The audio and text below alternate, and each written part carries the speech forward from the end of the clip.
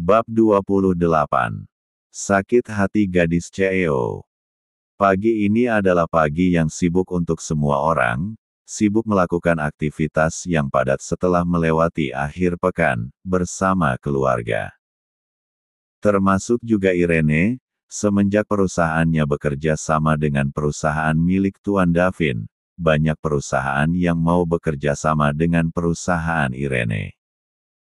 Siapa yang tak kenal Tuan Davin, pria kaya tampan tinggi putih banyak digandrungi para wanita. Pemilik nama aslinya Davin Eka Prayoga, anak satu-satunya dari pasangan suami istri Tuan Prayoga, pemilik perusahaan di bidang bisnis, dan Nyonya Prayoga, pemilik butik yang sudah terkenal di mana-mana. Dan sekarang bakat bisnis kedua orang tuanya menurun ke anaknya, yang sekarang menjadi pengusaha muda yang sukses, pemilik perusahaan di bidang elektronik. Tapi mencapai puncak kejayaannya tak semudah orang bayangkan, butuh perjuangan yang besar. Beruntung ia dikelilingi orang tersayang, orang tuanya dan sahabatnya, siapa lagi kalau bukan asisten Ken. Kembali ke Irene. Seperti biasa setelah sarapan, Irene dan asisten L langsung pergi ke perusahaan. Bagaimana, apa persiapannya sudah selesai? Tanya Irene saat sudah di ruangannya. Sudah, Miss. Para reporter yang sudah kita bayar sudah siap menunggu perintah selanjutnya, ucap asisten L. Bagus. Lalu soal sahamnya, tanya Irene. Sudah selesai, Miss. Sekarang kita sudah memiliki saham sebesar 75%, dan Miss bisa jadi CEO kapanpun, jelas asisten L. Kerja bagus. Sekarang suruh reporter bergerak sekarang, ucap Irene. Baik, Miss, ucap asisten L lalu menelpon orang suruhannya untuk melakukan tugasnya sekarang. Sudah beres, Miss. Tunggu beberapa menit beritanya akan muncul, ucap asisten L selesai menelpon. Nyalakan TV-nya sekarang, ucap Irene. Tanpa menunggu perintah dua kali, asisten L langsung menyalakan TV. Setelah layar TV menyala beberapa menit kemudian muncul sebuah berita yang menggemparkan warganet. Tak hanya satu saluran tapi hampir semua saluran menayangkan berita yang sama.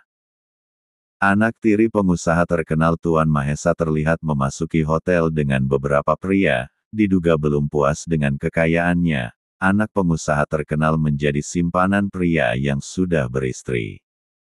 Tersebar video syur anak pengusaha terkenal. Awal kehancuran kalian dimulai, batin Irene menyeringai. Balasan buat orang jahat, batin asisten L. Batin keduanya saat melihat berita tersebut. Tak membutuhkan waktu lama, berita tersebut langsung melonjak tinggi hingga menjadi top trending. Kau boleh kembali bekerja, cukup hari ini kita buat anaknya sengsara dulu, setelah itu ganti nenek lampirnya, ucap Irene. Baik, Miss, saya permisi, ucap asisten L membukukan badan lalu kembali ke ruangannya. Sampai mana kau akan bertahan, batin Irene. Sementara di sisi lain di perusahaan Mahesa, seseorang masuk ke ruangan CEO dengan tergesa-gesa. Ceklek. Pintu terbuka menampilkan seorang pria masuk dengan wajah tegang dan panik. Tak bisakah kau masuk, pintu ketuk dulu, bentak Tuan Mahesa. Maaf Tuan, tapi ini gawat, ucap pria itu dengan gemetaran. Ada apa, ucap Tuan Mahesa. Ini tentang anak Anda Tuan, ucap pria itu terbata-bata. Ngomong yang jelas asisten Ray, mau saya pecat, bentak Tuan Mahesa. Anak Anda ada di berita pagi ini Tuan, ucap asisten Ray. Lalu masalahnya di mana? Dia kan model papan atas jadi masuk berita, ya wajarlah, kesal Tuan Mahesa. Tapi anak Anda diberitakan jadi simpanan suami orang Tuan, ucap asisten Ray ragu. Apa? Bagaimana, mana bisa terjadi? Kaget Tuan Mahesa langsung berdiri dari duduknya. Saya tidak tahu Tuan, Saya juga baru lihat beritanya. Anda bisa lihat sendiri, ucap asisten Ray lalu menghidupkan TV. Dasar anak kurang ajar, selalu saja membuat onar. Cepat suruh reporter untuk menutup berita ini. Bayar berapapun dia mau, titah Tuan Mahesa setelah melihat berita tersebut. Ya, selama ini jika ada berita tentang keluarganya, yang menurutnya tidak baik untuk kehidupannya, maka Tuan Mahesa akan menyuruh asistennya menutup berita tentang keluarganya, walau ia harus mengeluarkan banyak uang. Baik Tuan, saya permisi. Setelah berucap asisten Ray buru-buru pergi sebelum kena semprot batinnya. Tuan Mahesa pun kembali duduk, menutup matanya lalu memijit pelipisnya. Kepalanya terasa pusing saat ini. Di sisi Tasya sebelum adanya berita, ia keluar mall untuk shopping. Duh, mana lagi ya, gumam Tasya saat memilih pakaian. Tak berselang lama orang yang berada di sekitarnya mulai berbisik-bisik dan menatap Tasya. Tuh orang kenapa ya kok ngeliatin gue mulu, batin Tasya merasa risih. Bisik-bisik tetangga mulai terdengar di telinga Tasya, karena tak nyaman ia memutuskan untuk keluar dari butik tersebut. Tapi saat di luar pun orang-orang pada melihatnya dengan tatapan jijik. Tasya pun semakin tak nyaman dan tak tahu kenapa orang-orang melihatnya sebegitunya, akhirnya ia memutuskan untuk kembali ke mobilnya. Kenapa semua orang pada ngeliatin gue kayak gitu sih, emang ada yang aneh ya? Padahal kagak ada yang aneh dalam diri gue, kata Tasya sambil melihat wajahnya di cermin. Saat asyik dengan cerminnya, handphone Tasya berdering. Lalu ia meletakkan cerminnya mengambil handphone, dilihatnya handphonenya tertera nama sang mama, langsung saja ia mengangkatnya. Halo, iya ada ma, ucap Tasya saat sambungan telepon sudah terhubung. Kamu di mana sekarang, ucap mama Tasya dengan nada khawatir.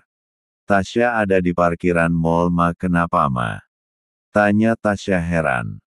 Cepat pulang sekarang Tasya, kata mama Tasya. Kenapa ma Tasya kan belum selesai shoppingnya, protes Tasya.